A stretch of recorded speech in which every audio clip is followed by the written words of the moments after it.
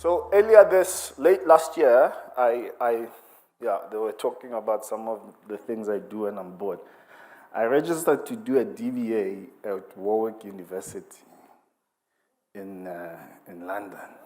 Yeah, that's what I thought. I said, wow, hey. So I did. They call me for an interview. I do the interview. They only take 22 people a year. And then they send me this letter that, hey, you've come in. You are part of the exclusive few that have made it. And so I do my research. Fortunately, I've been part of ULP for a long time. I find out that a gentleman called Adam Kraker, who's the CEO of IQ Business, sits on the board of Warwick University. So I reach out to Adam. I'm like, Adam, this thing is like $1 million. It's about 2 million rand really for the period. I'm like, hey, can you help and tell them that this young black guy really does good free work there at ULP and so forth. So he then goes, you can go on to the next slide, which is a disclaimer, and then I'll tell you to go to the next slide now. But he then asked me a question. He says, Theo, why do you want to do this thing? He says, I'll help you. I'll make sure you get into the program. But answer the one question. Why do you want to do that? I then, you can go to the next slide. I then go on and I realize that I don't have an answer. So I say to him, it's November. Let's meet in Jan. I'm going to be traveling. And he says, yeah, I'm also going to be traveling. But white people traveling is going overseas and stuff. I'm going to Limpopo, but he said, I'm not traveling. So I say I'm going to be traveling. But there was a key lesson there, because the question was why? And I couldn't answer it. He says, I can help you with the funding. I can help you with that. Answer the why. Came back in Jan. I met him. I couldn't answer the why. If you know and you read some of the newspapers, you'll know that since then, from Jan to now, they've sold IQ Business to a listed company, cashed in, and he's busy going through a transaction. But he agreed to meet me about a few weeks ago. And I still could not answer the question, why? And he helped me think it through. And we realized that I'm at an age where I've got a little bit too much time on my hands because I was doing some entrepreneurial work. And now I'm bored with what I'm doing to a certain extent. So I'm restless. And I only wanted to do this thing because I'm restless. It was not going to add any value to my life in much. I mean, there's only so much you can learn in an MBA, DBA, Masters in Energy. I mean, I did 2 masters. Two of them, I wrote the same accounting exam.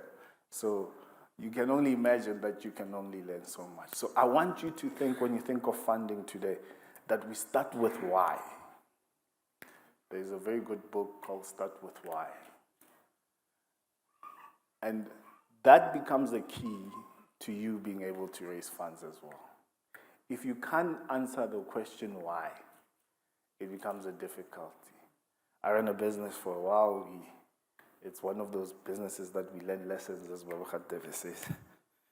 We were able to turn over 32 million over a couple of years, but we never turned a profit. And not because the business was not viable, but the why of the business was an issue. We would buy things, we would buy the watts, we would buy the house. I remember we bought something called a call loss testing machine, but we didn't know why we were buying it. We just knew we needed it. I remember the first thing we bought was a bakkie, cash. Bakkie! Yeah, why do we need the bakkie? We don't have any customers to deliver anything. But we bought that. So I want you to think of that. And some of the whys in raising money for business could be to purchase an asset. It could be for day-to-day expenses, which is probably one of the key factors why people need money. Cash flow. Most businesses don't die because they're not viable. They die mostly because of cash flow. And once you find yourself in a cash flow issue, whether you're a Steinhoff or you're a Sasol or you're a thingy, you can really come tumbling down like a ton of bricks. So a small business, big business, cash flow becomes a big issue. Some of them is to fund growth. You can't grow without having funds. Let me tell you, that's one thing I've learned in my life. We invested a lot of money in upgrading a facility we had. But what I didn't realize, we were using OPEX for CAPEX.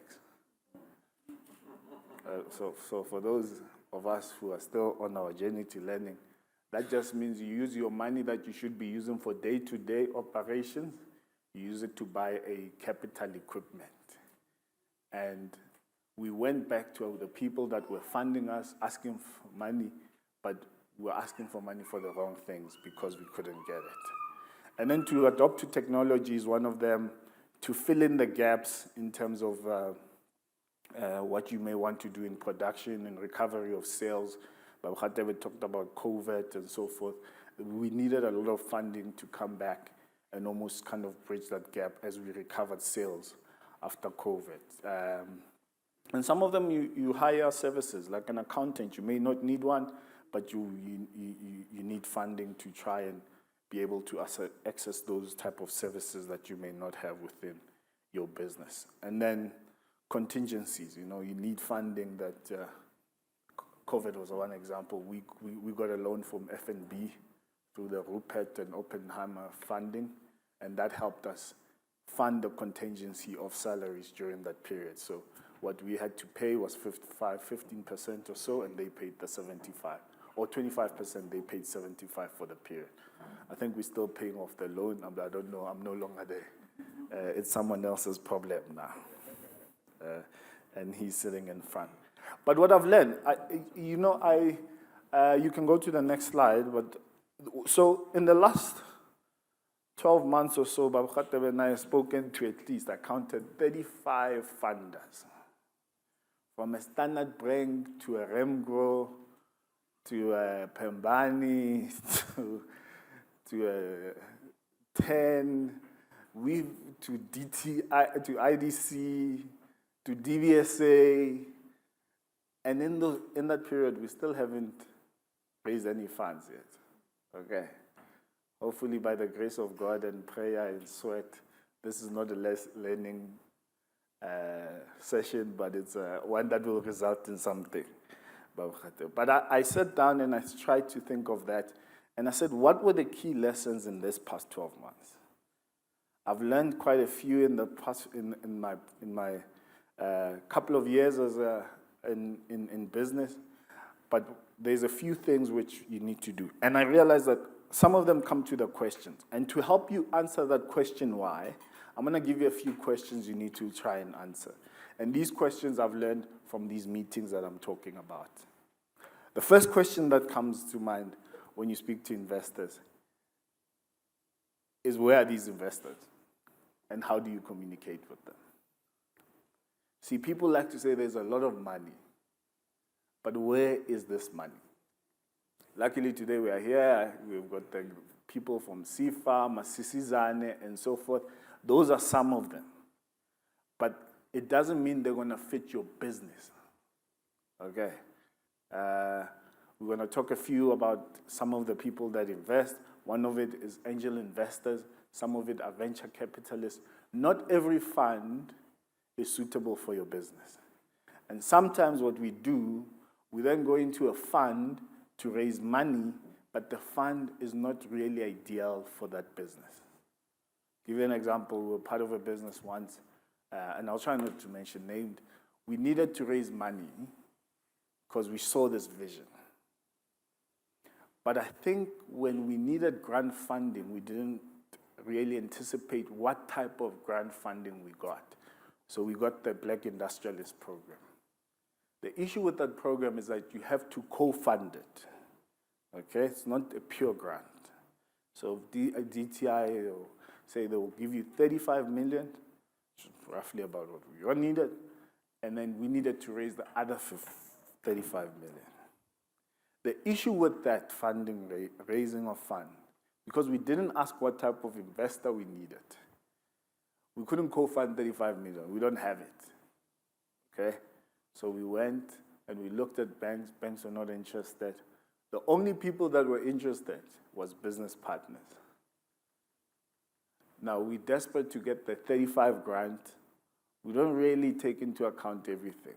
But what we learned from that, because they were not the right investor, we ended up with a deal where they gave us the money, but you can't get out of the deal in the first 5 years or so. But not only that, they wanted a percentage of what they call royalties on projected numbers. Okay. Now, let me tell you something about business and raising funds. When you want funds, your projected numbers are way higher than what you think you're going to do. Okay. So we projected these telephone numbers, as Babakatebo would call them, like huge numbers. And we get this grant. We have to obviously put security of our whole lives, dogs, wives, everything. Just put it in. And this grant goes on, continues, and COVID hits. There is no sales. The agreement says you pay royalties on the projected numbers. And with business partners, it's a business. I mean, it's not a friendly thing. They said, that's fine. We understand COVID. What we'll do is that we will delay your payments of the royalties. Not that we're going to cut them, we're just going to delay. So you were supposed to give us 10 million this month. We'll delay it, let it accumulate for a couple of months until it opens. So the question may sound simple, but the question is important. What type of an investor are you looking for? And the bigger the business grows, you go into some complicated type of financing like mezzanines and so forth, and that also becomes very important. The second question, you should be asking, should you be even raising money? Should you be raising money? Give you an example again, and after these questions, I'll probably be done. I started a company when I was 22 years old with a friend of mine called Barry. We worked from 2006 to 2009, I worked for a company called Digital Planet, one of the first websites in terms of online shops in the country. We built this thing, and I was an infrastructure engineer at the time, and once we had built this, and you must remember, it's after the bubble, the tech bubble, so people were scared. They started the company 2002, I joined 2006. By 2006, people are warming up to the internet and so forth. We sell things online, okay? So we get into this business, and I work, and then we realize this is a good business, or the owners realize it's a good business. We approach discovery. We build the first viability website. And then we do that, we get it, it's interesting. And then we go and then we approach F&B. We build the first e-bucks website. And we're doing this thing, and we're doing it. Now these things are very secure, they're very mature. But at that time, I'm telling you, right, we were just trying these things. Don't worry, you'll sort it out. Business about problem solving. You'll solve that one as well. Maybe someone must design a technology that if you're in an environment like this and your phone rings, you just clap once. And, I attended the tender briefing at Wits yesterday at around 2. And my wife was doing Mandela Day somewhere in Soweto. So she sends me a video of what they're doing. In a quiet tender briefing, I mistakenly trust the video. It was the longest 10 seconds of my life to try it. So I can sympathize with them. But nonetheless, we built this thing. So I eventually leave this company. And then a friend of mine and I realized we can do this, but not for the F&Bs, but for the smaller guys. So 2010, we registered a CC. At the time, you could still buy off the shelf. We start this thing. I remember we meet the CC. white guy from Yale. He comes, he says he wants to build a solution where if they steal your cards, you send one SMS, and then we actually proposed it to Old Mutual, by the way. We went to Cape Town. You send an SMS, or you do the star what, and it stops all your accounts. Very brilliant idea. It never worked. But he gave us 250,000 rand, 2010. Now I'm 22. Barry, I think, was 24 at the time. So we were able to start that business. But what we did something called bootstrapping. We were funding that business as we were working. And then we got a second guy, tender guy, wins a big tender, Department of Traffic. He comes to us, he says, guys, I want to add something to them. I want to create the first SMS system so that if your license is gonna expire, you get an SMS. So we developed that first POC for him. And I think he paid us something like 700 or something like that. And at the time, we thought it was a lot of money. After we realized how much tenders were, but we were able to make just over R1 million in a year turnover with my friend without having gone for any funding. We bootstrapped that thing. Last year, I resigned as the director on that business because I left, obviously, and he continued to focus on it. And now, him and his wife were focusing on the business. And last year, they bought their first personal car in the business name. So we've never funded that business except from bootstrapping. And we were able to make quite a bit. And they were able to build a good success. So the other question you should ask is should you even be raising money? I know everyone thinks they need money, but it's a question to consider. The third one is, if you are not able to raise the money, how would you make the business idea work? Now, this is a question which has come out a lot when we've dealt with VCs. So, at some point, Babkhadev and I owned a hospital license. Yeah, we've learned many lessons. And during that period, we approached a lot of venture capitalists. And I think one of the lessons I learned from that point is that we didn't ask ourselves that if we were not able to raise this money, how are we going to make it work? So we had the license, we were bootstrapping this thing on the basis that we'll bootstrap it until we raise funds, okay? We bootstrapped this thing until we ran out of our own personal funds, okay? I didn't have any funds, but Babkhadev and the rest. I hope you don't mind, Baba, that I'm telling this story. So, but we didn't ask that question. And at a later stage, someone came in. By the grace of God, they managed to give us what we put in, and they were able to run with that, and they're developing that hospital. So very good opportunity, very good business idea. We had it in our hands. There's a question we didn't ask. If we didn't have the money, how will it work? And I remember meeting at the Capitol in one of the thingy, and this guy from Stellenbosch asked that question. May not have asked it the same way, but I remember him questioning that if we don't get that funding, what are we going to do? And you know what was one of his suggestions? And I'll tell you, because it's free. He said, let's go and partner with the founder of Bidvest. Just by having his name with us, we may be able to get to the funds that we wanted. I think that's the answer he would want us to consider. So consider that then. And then the other question is, how will you use the money? How will the money be used?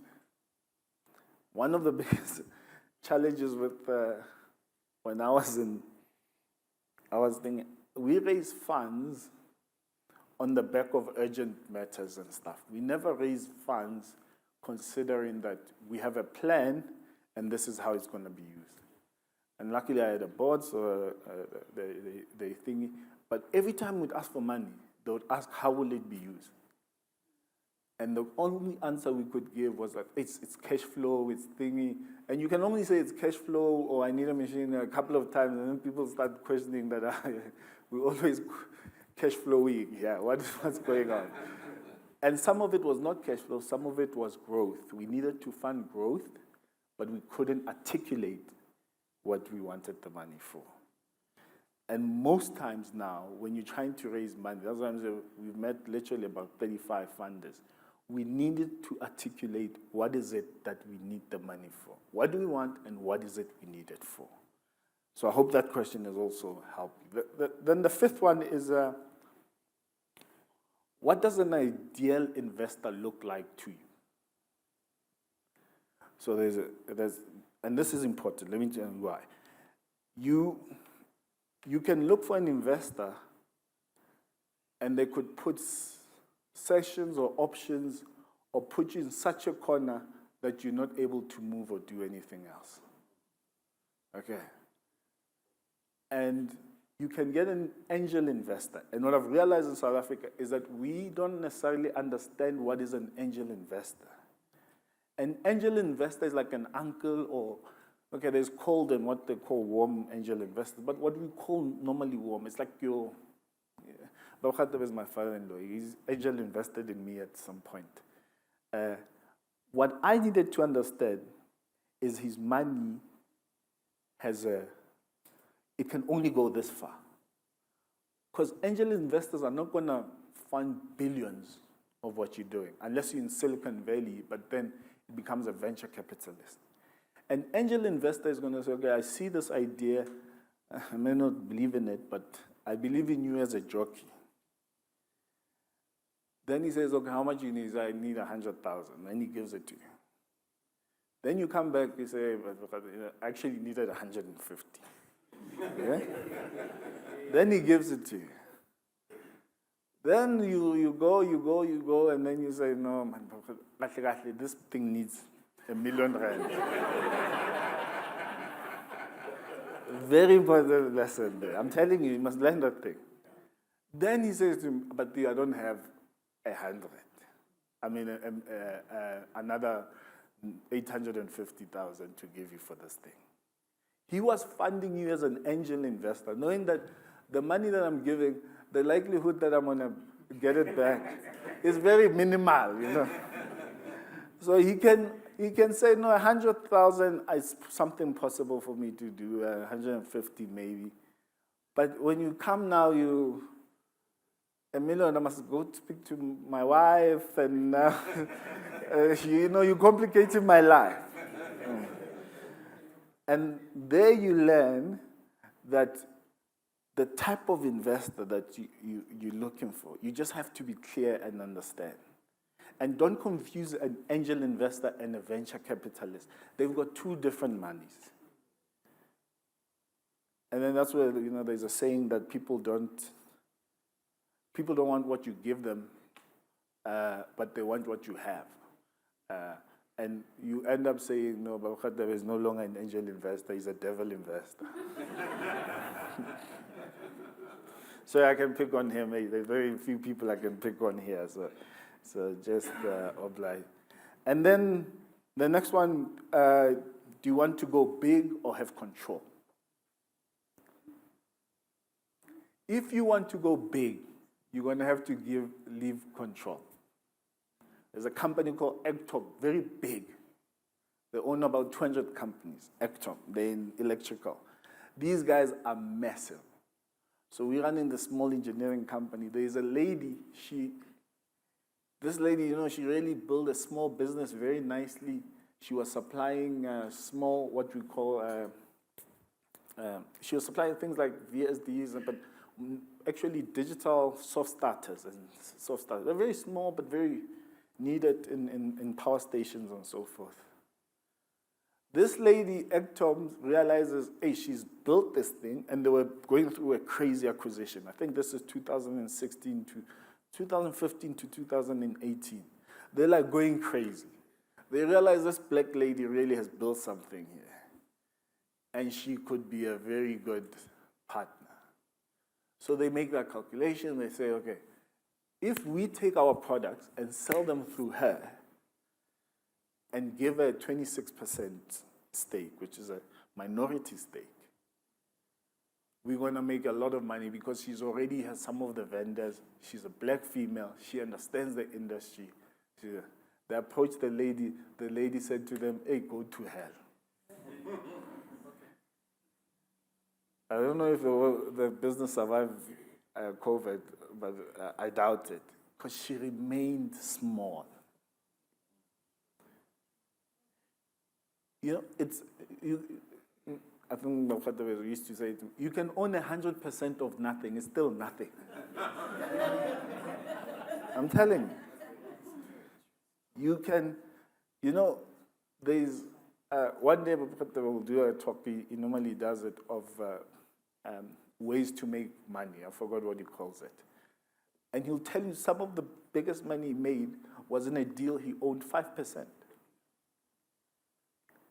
Changed his life. 5%.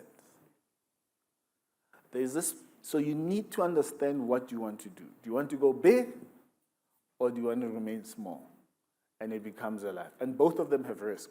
Going big, many red tape, small, something big happens like COVID, you're out of business and you're taken out. So just be careful of that and understand that. The next thing is that, do you want to be accountable to it? Do you want accountability? Most funds are going to want accountability. Tell you a story. IQ Business, Adam Kraker. The reason Reynard is bought, and you must look at the article, Reynard bought IQ Business, is that IQ Business for many years, and I think you'll be comfortable with me telling the story, has had what we call private equity partners. So now private equity is a very dangerous time to be, because normally it's things like venture capitalists and so forth. A venture capital fund's lifespan is 10 years, okay? When they come to you and you have a very good business, they want to push you to say that they want to want to exit in 3 years. If you have a big business like those ones, you can push them to 7 years, okay? The reason is that the lifespan of a fund at the max is 10 years. And they, on that 10 years, they want 10 times what they're investing. So if they invest in 10 rand, they want to go out with 100 rand. Okay. The 7 years works because normally a fund in the first 3 years, they're really finding their footing, and then they go in, they invest with the vision that 7 years. IQ Business was at a point where it was becoming such a headache to be accountable to a private equity company or a venture capitalist fund. So they needed to change their funders and the people that they had. So accountability, when you consider it, you need to be careful that is it something that you can do. Even in a small business, you may, Baba Khatebe loves meetings. If he invests in your company, he's going to tell you, we must meet once a week. And I'm not joking. And then, once a week, he asks you the same question.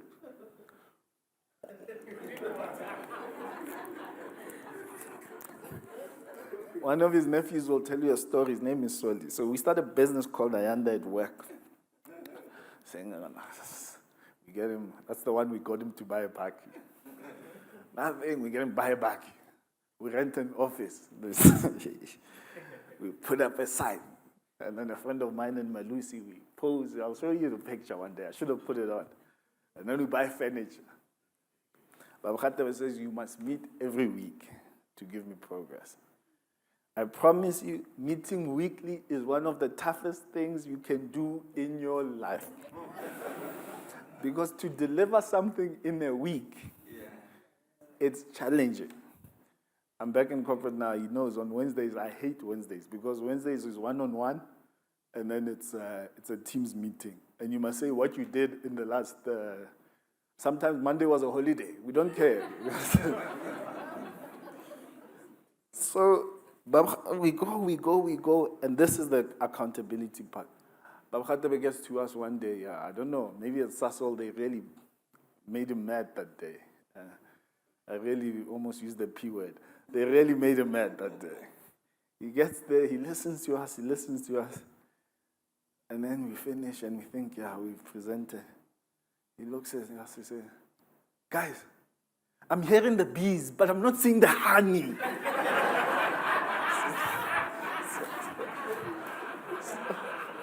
Are you willing to be accountable? Funding comes with accountability headaches. Don't just give people the bees. They want the honey. Question number 8. Have you done enough research in your industry? Again, we get a lot of emails, but will always send them to me and say, Theo, this guy says this is a novel idea, it's never been done. Research this thing. With one Google search, we realize, hey, this thing, there's like 6, 7, 8 companies that are doing it. Do you understand the industry? Can you sell it? And can you sell it to say this thing will be profitable? That's key. The reason that I say I'm an engineer, I can tell you a lot about a motor. I never studied engineering in my life. I studied IT. But I had to learn for 7.5 years an industry that I didn't know. I can tell you anything from a power station. I can tell you from how power is generated to where the issues are at ESCOM, because I spend a lot of time there. I can tell you the different types of power stations we have in this country and what they use. I can tell you the different refineries and what they use and how they produce their products. I can tell you which ones they're using digital soft starters, where they're using VSDs. I can tell you, there's a plant in ArcelorMittal called the Coke plant. I know it like the back of my hand, that plant. But I had to learn it. I had to learn the industry so that when I come and we present on funding, I'm not talking about, and there's a question, not talking about something that you don't know. And that becomes key in terms of the industry, because this is where you stumble.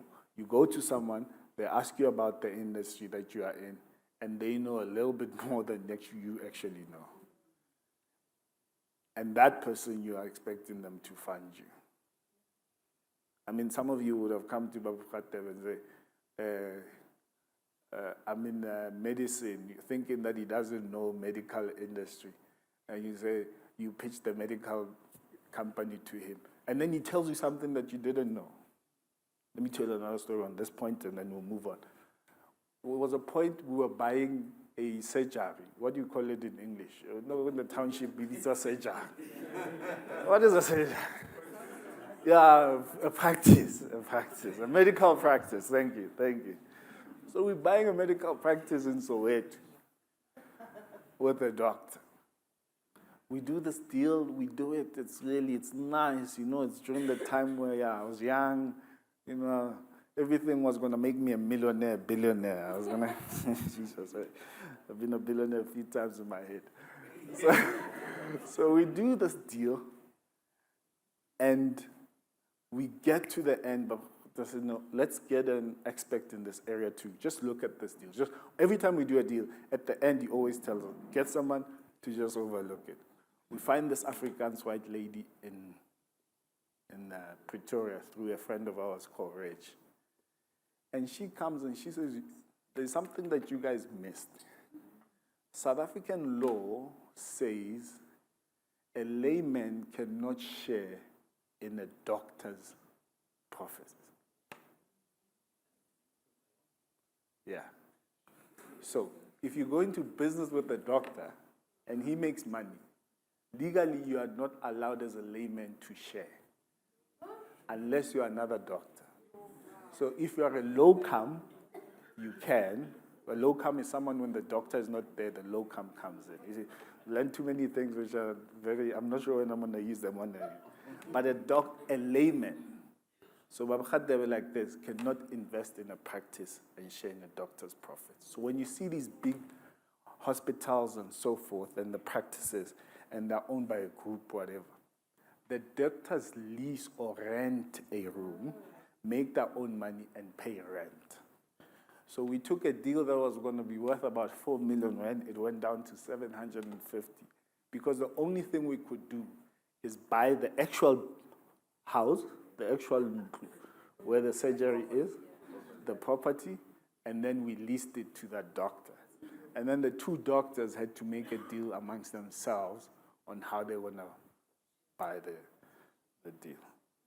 Now you come to Babakate and say, hey, Babakate, we need deal your practice. So yenza imali, lo doctor yenza imali. Yay! And cash plus iselokishini, cash ingena, kungena cash lapha. Akunasars. And then he tells you, hey, but you know that it's illegal for us to be sharing in the doctor's profit. We can take the cash, but we won't touch the one in the medical aids. And that's where the actual money is. So be careful that you make sure that you have researched enough about an industry. And if you approach someone, you know the intricacies of that. Then the second thing is that what is unique and different about your idea? It doesn't have to be unique, especially Facebook came after a lot of other, MySpace. LinkedIn came after Facebook. But there was, this one is for professionals, it's for companies. They can put their thing in. So it doesn't have to be a novel idea, is what I'm trying to say. But what is going to be different, and can you articulate what makes yours different and how you're going to generate that money? Because if you can't generate that money, everyone is swearing at Elon Musk, but Elon Musk has got a point. Can't have this thing not generating money. It has to generate money. And he's not doing it for free. I mean, he's got funders in China that want their money. And then almost the last two parts, that one, have you done the maths? What is the value of the company? There was again, I told you I'm just going to tell you stories because I don't want to give financial advice. I'm not an advisor. There's a gentleman, he comes to us, he presents a company for soya. Okay. So he's making soya, and this soya is very good because it's got these proteins and this and this. Very, very, very, very good idea. I'm telling you, the soya was good. Showed us the packaging, everything. One of our family members has already invested in it. So they're trying to say, guys, come see this thing. They bought the first machine to create the soya. The business plan kind of makes sense. We make the soya. One of the biggest, we ask questions having worked with retailers. How are you going to get into retailers? Retailers normally use you for banks. Pick and pay and stuff, they pay 90 days on above. The interest that they make from your money makes a lot. We ask those questions. No, their formula is that they're going to sell the soya to the schools. And then it's going to be part of the lunchtime nutrition products and so forth. And okay, we approach the schools. No, we haven't, but we know one school, and this school is this school is doing so much. So we've calculated how many schools are in Joburg, and then this is how much we're going to make. It was telephone numbers. We left that meeting saying to ourselves, there's just no ways. A startup that has nothing to it is going to make 83 or 90-something million in the first year of bottom line profit. Even if you do a cash flow, normally the first few years or first few months are minuses to a certain point where they start going up. If the math does not make sense, there's no need for you to go look for funding, because that means you don't know why you need the funding. You've got Masisizani, you've got SIFA here. Unfortunately, Luanda put you in DBS and thingy. But you go to these people and then you end up saying, abantu abafuna ukunceda abantu abamnyama. Unika umuntu wasesifa ama-telephone number, naye uyabona ukuthi la angazi ngiyoqala kuphi. Angazi ukuthi lo muntu lo, hey. The math has to make sense. One of the biggest mistakes I made in my life is that we bought a company. We say we buy this company. We say it's valued at 2 million rand. We raise money for 2 million rand to buy the company. We don't account for the working capital. We don't account for the couple of months of minuses. So you've got these angel investors, they've given you the money, you've bought the business. You didn't account for the minuses. Now, in those minuses months, that's when you go back and you say, hey, 50,000, 20,000, 30,000. After the fourth time, they say, I'll make a got this thing in. And then I'm a devil investor. Then the last question, Baba Khadir struggle with this, but one day he'll also tell you, are you building to sell? Or are you building to keep?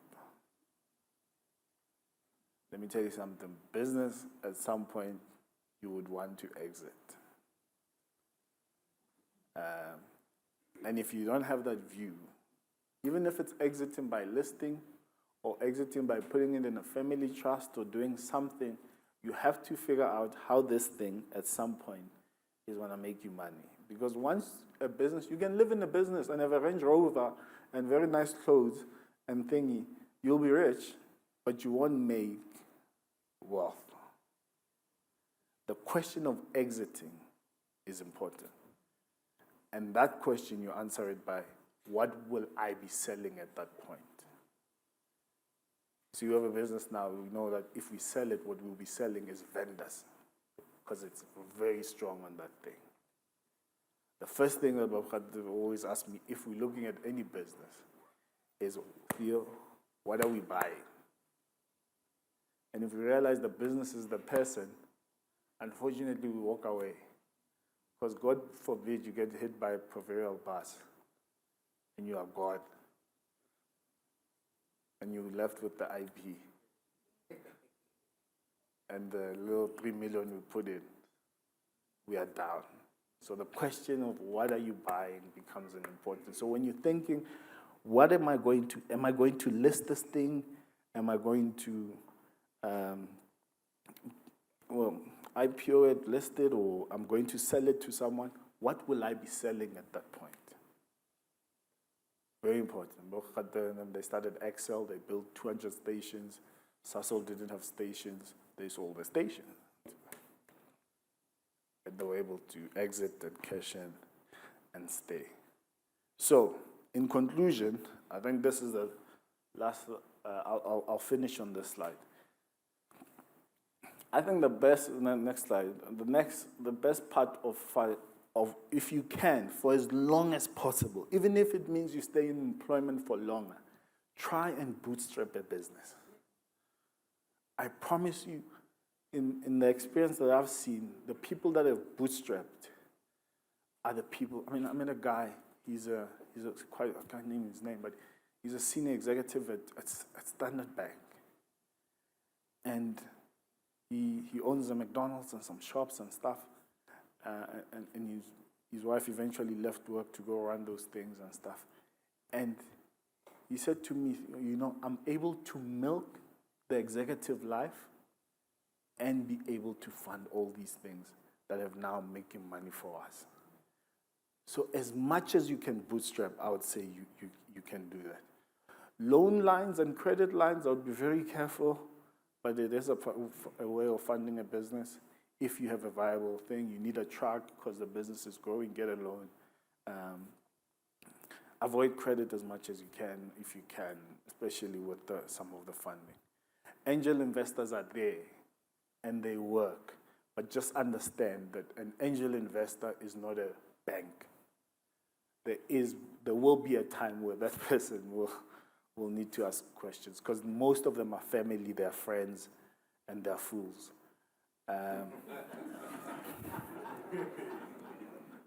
No, it is. That's what they call them. It's not me. And then venture capital. Venture capital, when you go in, they're going to stress you for the longest time, because they don't know. Normally, when they come in, it must be a proven business. They want to take it from 100 Rand to 1,000 Rand, and then they want to get out. So you have to. Crowdfunding is becoming a big thing. And if you can, and this is something that I thought about this week, if you can be able to bootstrap, and at the same time bootstrapping, you crowdfunding, I think you have a better chance of making something. If you've developed something and you've got a POC and it's working and you're seeing that you're not getting joy from people, bootstrap this thing and go for these crowdfunding. I've seen people, we used to think it's a US thing, but it's starting to work here. The current company I work for, we very much heavily with the venture capitalists, but I can see myself that in the next 5 years it's going to have to exit. And then startup accelerators, and then local economic development parts that you can potentially have. Those are probably where you can.